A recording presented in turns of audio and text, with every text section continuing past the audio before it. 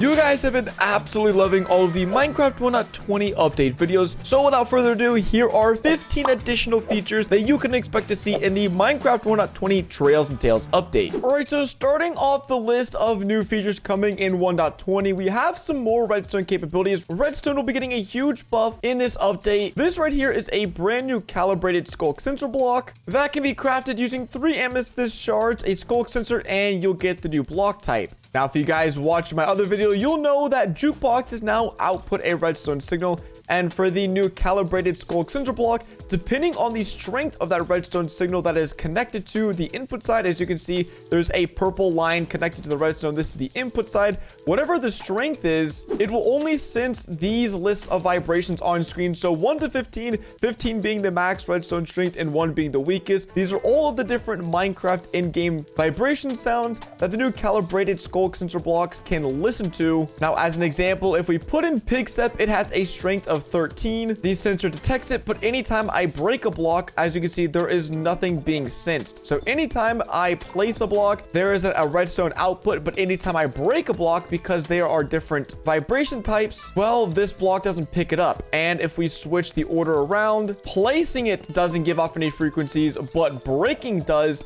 It's because of the redstone signal being inputted to it. It's a little complicated and technical. Most likely won't ever use this feature in Minecraft, including myself. But the next feature there is a good chance you can use, and that is being able to extend or relay the distance that a Sculk sensor notification can travel. So let's say you have a line of regular Sculk sensors and you place a block down. The signal is only going to travel a few blocks to the next signal and it won't be repeated. But if you add a block of amethyst beside each Sculk sensor, these kind of act as repeaters. So anytime a Sculk sensor picks up a vibration, as you can see, it goes from the first to the second to the third and to the fourth. So you can use this to chain react basically an infinite distance of Sculk sensor vibrations. So that, let's say, you threw an ender pearl and 1,000 blocks away, you wanted that to end up having a reaction. Well, then that's now possible. Coming in at number 3 on the list of new things is the brand new suspicious gravel block. It is virtually identical to the suspicious sand in terms of you just brush it out and you search for whatever items are inside of it. Obviously, since I spawned this block in, it won't have any goodies in it. In comparison, this is a regular gravel block and a suspicious gravel block, and these are the 2 suspicious sand and gravel types next to each other. Now, where you'll be able to find these new gravel blocks is in cold ocean ruins, and the loophole for these is the exact same as suspicious sand. Whatever blocks and items can be found inside of suspicious sand can also be found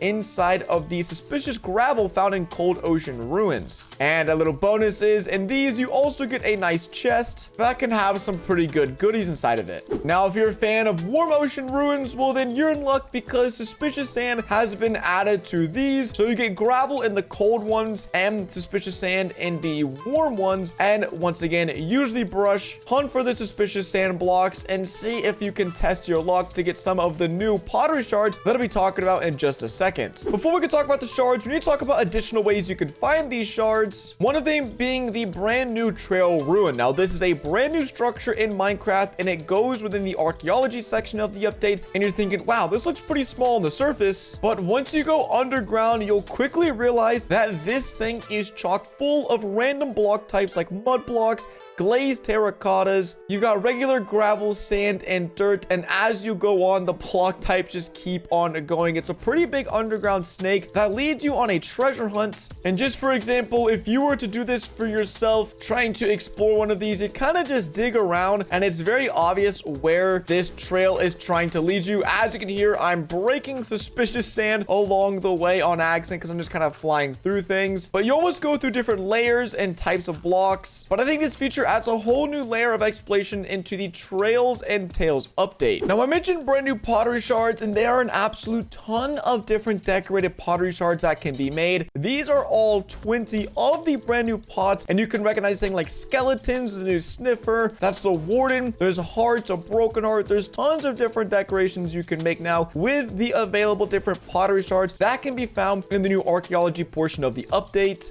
Now, along with new pottery shards, there are a few new new armor trims that have been added to the game. These 4 have been added inside of the new trail ruins, while the silent armor trim over here can only be found inside of ancient cities. But I think this is probably the coolest looking armor trim currently in Minecraft, especially with the netherite and diamond. But Minecraft are really making it easy and accessible to customize your armor in this latest update. Now, something I'm hugely excited about is new mechanics when it comes to signs. Yes, signs are receiving an update. By simply right-clicking on any sign, you're able to edit whatever text you would like. You can exit out. Oh wait, you made a typo. Oh, you can go back in and change your signs now. No need to break and replace your signs. I'm a huge fan of this, and it could also be done on the new hanging signs. You can say sup. Oh wait, you want it to say hello? We'll just enter it, retype your message, and a back output. Wait, do you want to have a double-sided sign? Well, then no worries, because the back of the sign can now be edited, so the front and the back can both contain text while also having the ability to be edited at any point in time. I think this is going to be perfect for hanging signs, because you can have directions like, let's say the town is this way. You can say the town, you keep running and you reach the town. Or let's say the bakery is this way, so you can have directions for different parts of your village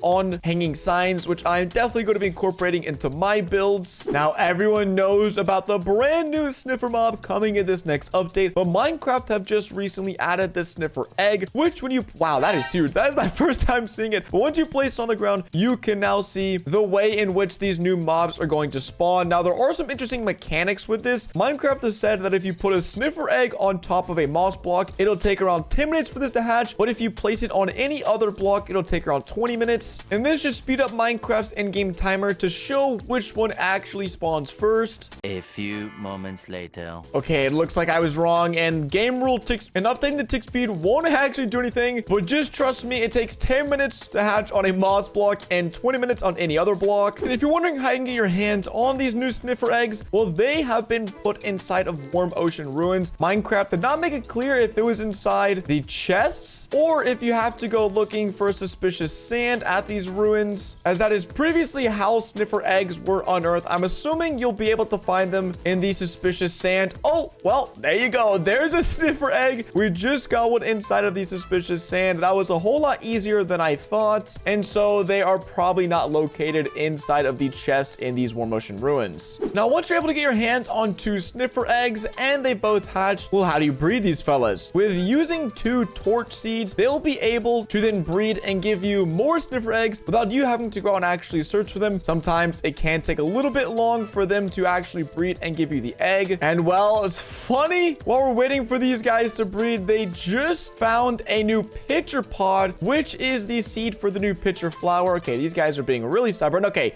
it looks like it might take a few attempts to get them to breed, but then this will be the animation. And then it's really funny because the egg doesn't get put on the ground. It just drops as an item like this. So that's what you're looking for. You're just looking for a Sniffer Egg to plop on the ground. You'll pick it up and then you can put it down wherever you want. Now, to grow the brand new pitcher pod into a pitcher flower, you are going to have farmland, exactly like torch flower seeds. You'll take your pod, you'll put it down, and you'll see this huge hitbox, which is pretty interesting, but it does have 5 growth stages. This is what a completed one looks like. This is the first stage, second, third, fourth, and fifth, all right there. So then once you have this, you'll be able to harvest it using your hand, and then you can go around and place it like normal, so it won't have this weird base attached to it. As you can see, it's kind of like 2 different blocks on one. That almost looks like a big old carrot in the ground, but you can go around, you can break it, you can place it exactly like the torch flower. And I think Minecraft is doing a fantastic job of adding a ton of decorative blocks like the new pots, torch flower, and the pitcher flower to give our world some more pop. And the last new change coming to Minecraft 1.20 is actually carpet walking sounds.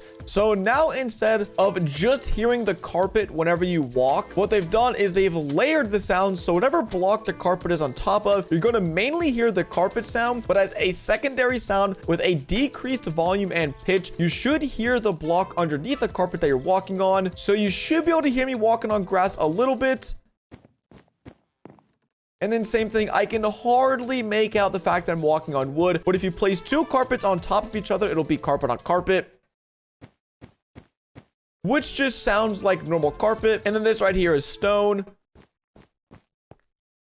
So it's a super small and subtle change, but I guess instead of just hearing a bunch of carpet everywhere you walk, if you like to use this block, you'll now have some subtle audio cues to remind you of what you're walking on. I hope you guys are just excited as I am for the new Minecraft 1.20 update. If you are and you enjoyed this video, I would greatly appreciate it if you can go ahead and drop a like. And if you want to stay up to date with all things Minecraft 1.20, then feel free to subscribe while you're at it. With all that said, it's been Ducky, and I'll catch you on the next one.